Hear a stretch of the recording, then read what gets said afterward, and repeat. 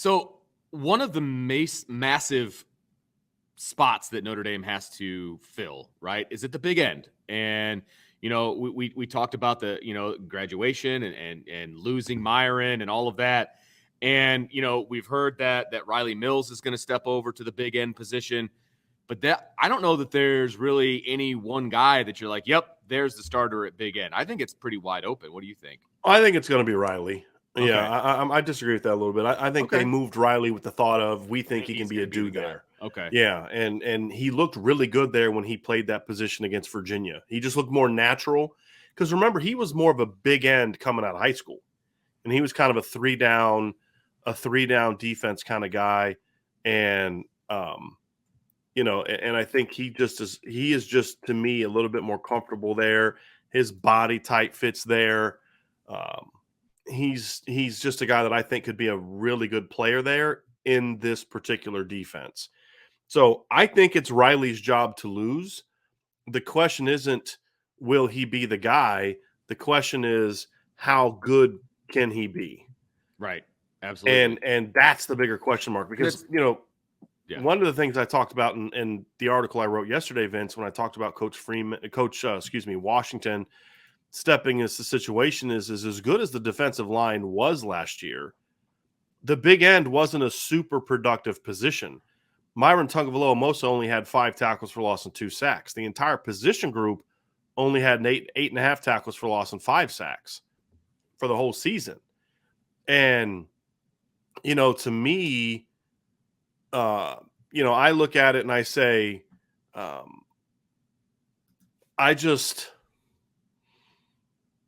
I think he's got a chance to be a guy that could have that production there by himself. Like that's how good I think Riley Mills can be. Okay. He had 3 sacks this year. That was more sacks as a sophomore than Jerry Tillery had, more than Jason Adamiola had, more than Kurt Hinish had, more than Sheldon Day had. I mean, his production, despite playing a lot fewer snaps than those guys as a sophomore, was disruptive production. He had 3 sacks and played less than 200 snaps. And so or 200 pass snaps, excuse me. Right. And so I just feel like he's a guy that when I think of breakout players, he's there. Because the way I look at it is they could keep him inside and have him be part of a rotation with Jason Adamiola and the other guys. But I feel like that's not you getting your best guys on the field. You've got to find ways to get Jason and Riley on the field together. That's what you have to do. Well, and Riley is so long. Like he's just like abnormally long. Yeah. And I like having that on the outside. Look, it can work on the inside too, don't get me wrong. But I do like his frame on the outside. I mean, he's listed at 6'5" and an eighth, 283 pounds. I mean, that's a big end right there. You know what I mean? Like that's the size and that's the body type that you'd like to see out there at big end. So I think this is a move and a gamble that's going to pay off for Notre Dame. I like Riley Mills on the outside. I think he's athletic enough to be out there. For what they do, yes. For what they do. That's exactly right. And I think it's going to be interesting. I think it's going to be a lot of fun to watch. Because the big end position in this defense is not a traditional end.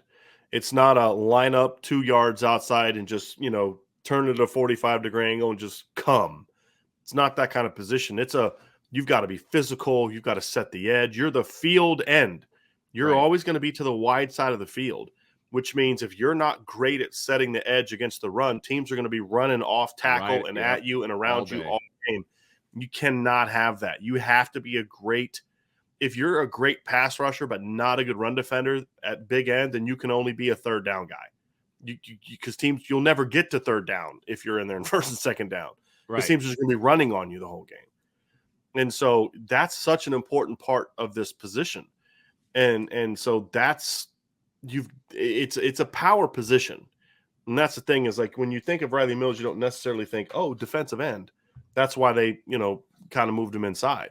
Sure. So I just think that is something that's a move they've got to make, in my opinion. We're hearing they're going to make it.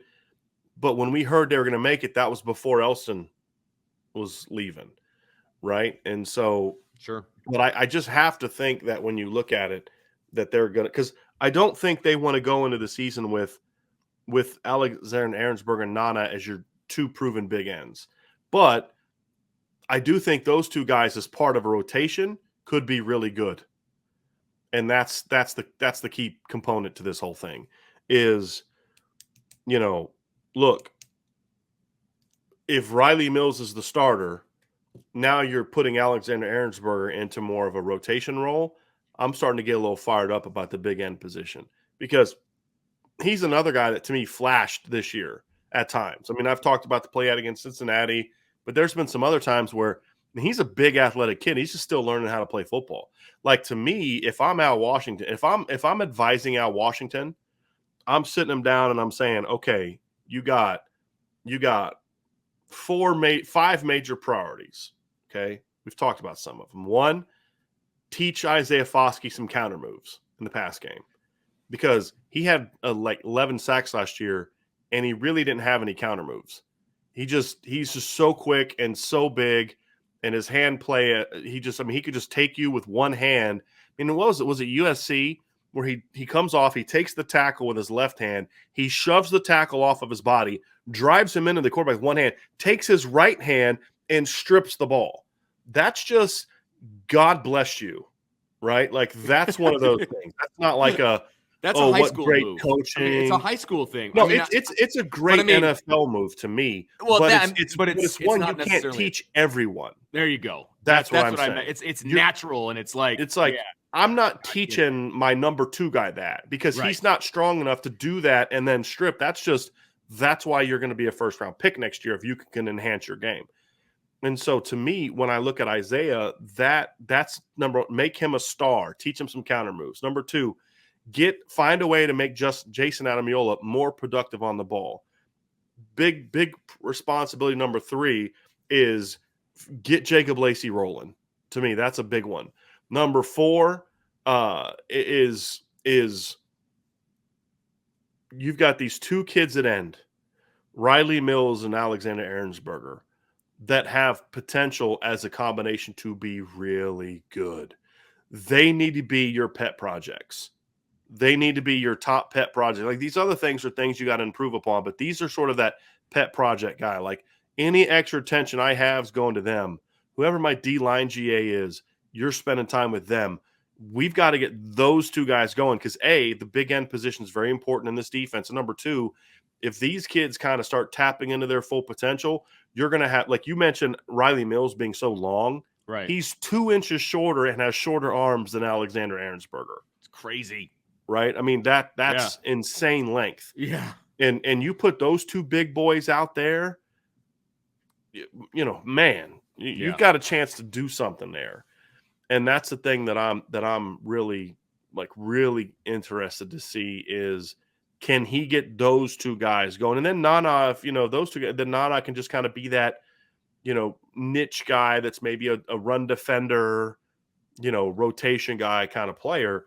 But if you can get those 2 Mills and Aaronsberger going, that's that and Lacey. Like you talk about the keys to this defense being elite, it's Jacob Lacey, in my opinion, and it's those 2 kids. And are 2 of the 3 keys to this thing really coming out.